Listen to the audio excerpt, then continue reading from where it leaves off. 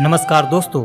जो व्यक्ति ये कहानी सुनेगा, माता रानी की कृपा से घर पर के संकट, परिवार पर से संकट टल जाएंगे, जीवन सफल मार्ग पकड़ लेगा और जो वर्षों पुरानी अधूरी मनोकामनाएं होंगी वो पूरी हो जाएंगी।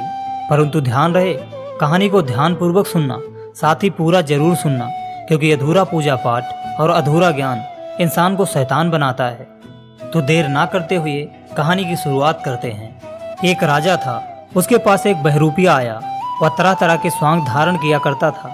उसमें देवी की ऐसी शक्ति थी कि वह जो भी स्वांग धारण करता उसको पूरा वैसा का वैसा निभाता, उसमें वह कभी नहीं चूकता था। राजा ने कहा कि तुम एक विरक्त त्यागी महात्मा का स्वांग लाओ।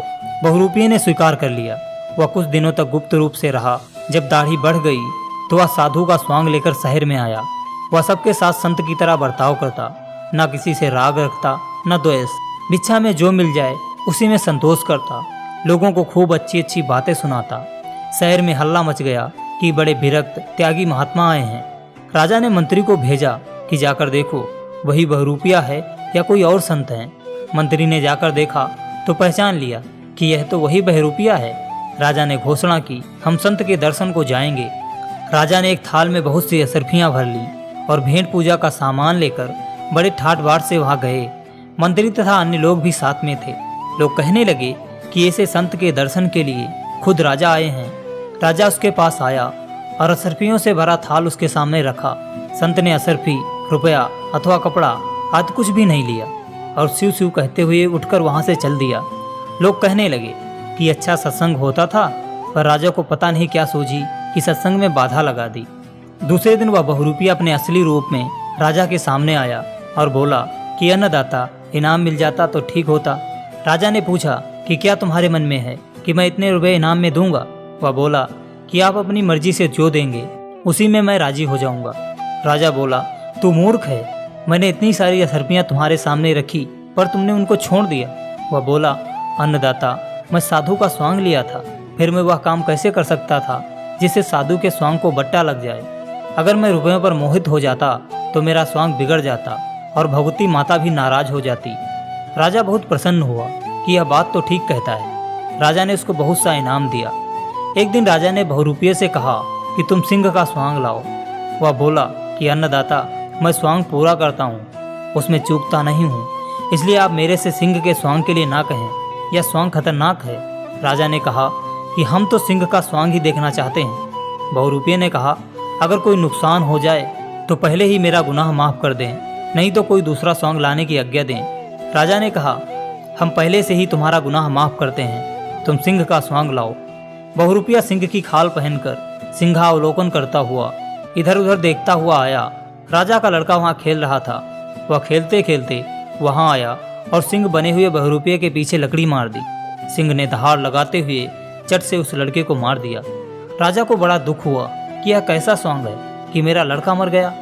दूसरे दिन बहुरूपिया रोता रोता आया और बोला, अन्नदाता, आप क्षमा करें, मैंने पहले ही कह दिया था कि ऐसा खतरनाक स्वांग मेरे से मत मंगाओ। मेरा शक्ति माँ का इष्ट है, अगर स्वांग बिगाड़ दूं तो माँ नाराज हो जाएं। राजा बोला, तुम्हारा तो स्वांग है, पर हमारा कितना नुकसान हो गया है। राजकुमार मर गया, परंतु अब राजा कर भी क्या सकता था, वह वचनबद्ध था। बहुरूपिये ने पहले ही क्षमा मांग ली थी। राजा के पास एक नाई रहता था। उस नाई ने राजा को सलाह दी कि इस बहुरूपिये से सती का स्वांग मंगाओ। सती पति के पीछे जल जाती है, या सती का स्वांग करेगा तो जलकर मर जाएगा और राजकुमार को मारने का दंड इसको अपने आप मिल जाएगा, हमें दंड देना भी नहीं पड़ेगा। राजा ने बहुरूपियों को बुलाकर कहा कि भाई, तुम सती का स्वांग लाओ। वह बोला कि ठीक है अन्नदाता, ले आऊँगा। शहर में एक लावारिस मुर्दा पड़ा था। उसको देखकर बहुरूपिये ने सती का स्वांग बनाया। 16 श्रृंगार करके ढोल आदि बजाते हुए वह मार्ग से चला। लोगों ने देखा कि कोई स्त्री सती होने जा रही है। राजा के पास समाचार पहुंचा तो मंत्री से पता लगाने को कहा। मंत्री ने पता लगाया कि यह वही बहुरूपिया है। राजा ने अपने आदमियों को भेजा कि इसको अच्छी तरह से जलाना, जिससे अब बच ना जाए। नदी के किनारे शमशान घाट था। लोगों ने वहां बहुत ज़्यादा लकड़ियां इकट्ठा कर दी। वह सती बना हुआ बहुरूपिया मुर्दे को गोद में लेकर चिता पर बैठ गया। लकड़ियों में आग लगा दी गई। इतने में जोर से आंधी और वर्षा आई। आंधी और वर्षा आने से सब लोग भाग गए। घर का कोई आदमी हो तो ठहरे, घर का तो कोई था नहीं।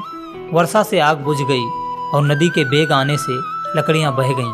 वह बहुरूपिया लकड़ियों के ऊपर बैठा हुआ और तैरता हुआ नदी के किनारे जा लगा। देवी का इष्ट होने से उसके प्राण बच गए। कुछ महीने बीत गए तो अब बहुरूपिया राजा के पास आया और बोला कि अन्नदाता, इनाम मिल जाए।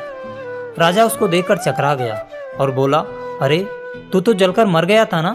वह बोला, मर तो गया था, पर शक्ति माँ की कृपा से पीछे आ गया हूँ। राजा बोला, क्या तू हमारे बाप दादा परदादा से मिला? वह बोला, हाँ अन्नदाता, सबसे मिलकर आया हूँ। राजा बोला, उनका समाचार क्या लाया है?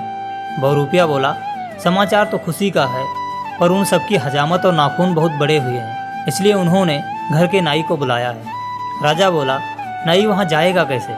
बहुरूपिया बोला, जैसे बाप दादा गए थे मैं गया, ऐसे ही जाएगा, क्योंकि जाने का रास्ता तो एक ही है। नाई ने सुना तो सोचा कि अब मेरी मौत आई, राजा की आज्ञा हो जाए तो फिर कौन रक्षा करने वाला है। नाई जाकर बहुरूपिये के पैर पड़ गया कि तू किसी तरह से मेरे को बचा, मेरा घर बर्बाद हो जाएगा, घर में कोई कमाने वाला नहीं है। बहुरूपिया बोला कि सती का स्वांग लाने को तूने ही कहा था ना, तूने ही राजा को ये सलाह दी थी, अब तू भी जा। नाई बहुत गिड़गिड़ाया तो बहुरूपिये ने कहा, मेरा तुझसे कोई बैर तो है नहीं। उसने जाकर राजा से कहा, अन्नदाता, वास्तव में मैं मरा नहीं था, मेरे लिए लकड़ियाँ बहुत ज़्यादा इकट्ठी हो गई थी, अतः लकड़ियाँ जलते जलते मेरे नज़दीक आएँ, इससे पहले ही आंधी और वर्षा आ गई, लोग भाग गए और माँ की कृपा से मैं बच गया। मैं सती का स्वांग किया तो जलने से मैं डरता नहीं हूँ। आप जो भी स्वांग कहेंगे मैं वैसा का वैसा स्वांग लाऊंगा, स्वांग नहीं बिगाड़ूंगा। पीछे आप जो इनाम दें मैं प्रसन्नतापूर्वक ले लूँगा। दोस्तों, कहानी का अर्थ ये है, मनुष्य को अपना स्वांग नहीं बिगाड़ना चाहिए। पिता का, माँ का, पुत्र का, भाई का, बहन का, बेटी का, सास का, बहू का, ये जो रिश्ते हैं ये हमारे स्वांग ही तो हैं। उनको ठीक तरह से निभाना चाहिए। जो अपने कर्तव्य का पालन ठीक से करता है उस पर भगवान की कृपा हमेशा बनी रहती है।